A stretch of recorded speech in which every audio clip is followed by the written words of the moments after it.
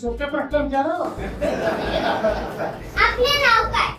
माझं नाव देवेंद्र सरिता गंगाधरराव फडणवीस. सर, आपल्या प्रवासाची सुरुवात कशी झाली? या प्रवासाची सुरुवात ही एक विद्यार्थी चळवळीतून झाली. ते मागे विद्यार्थी परिषदेमध्ये विद्यार्थ्यांच्या प्रश्न सोडवत मी इथपर्यंत आलो. आपल्या सामाजिक कामात कोणती मोठी आव्हाने आली आणि त्यातून आपण कसे मार्ग काढले? कुठल्याही सामाजिक कोणात आव्हान असतातच. जेव्हा तुम्ही समाजात आता काहीतरी करायचं असतं त्यावेळी प्रत्येक ठिकाणी ती व्यवस्था असते ती आपल्याला बदलावी लागते.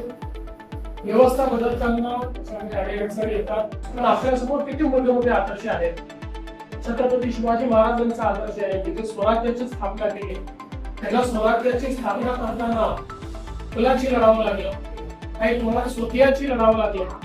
पण त्यांनी त्या आव्हानांचा सामना करून व्यवस्था उभी केली.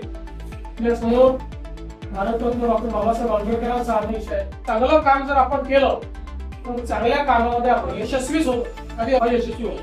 ओके.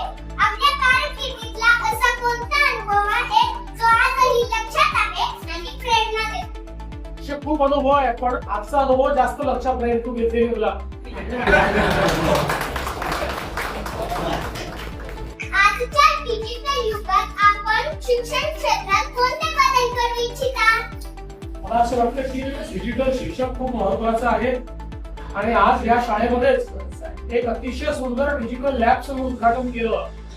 ही इंटरॅक्टिव्ह आहे. त्याच्यामध्ये विषय देखील आपल्याला श्राव्य माध्यमातून पाहायला मिळतो. त्याच्यानंतर त्याच्यावर प्रश्न देखील आपल्याला विचारता येतात आणि त्याच्यावर आपल्याला परीक्षाही देता येतात. मला असं वाटतं की आता डिजिटल युगामध्ये डिजिटल शिक्षण हे अत्यंत महत्वाचं आहे.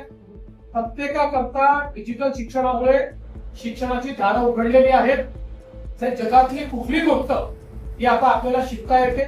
त्यामुळे मला असं वाटतं की आपल्या शाळेतल्या आता जे डिजिटल लॅब आहे तुमच्यापैकी प्रत्येकाने त्या डिजिटल लॅब मध्ये जाऊन डिजिटल शिक्षण घ्यायचं. थँक्यू सर, तुमचा मौल्यवान वेळ दिल्याबद्दल खूप खूप थँक्यू. धन्यवाद. थँक्यू. तुझा पण मौल्यवान वेळ दिल्यानंतर तिथे आला.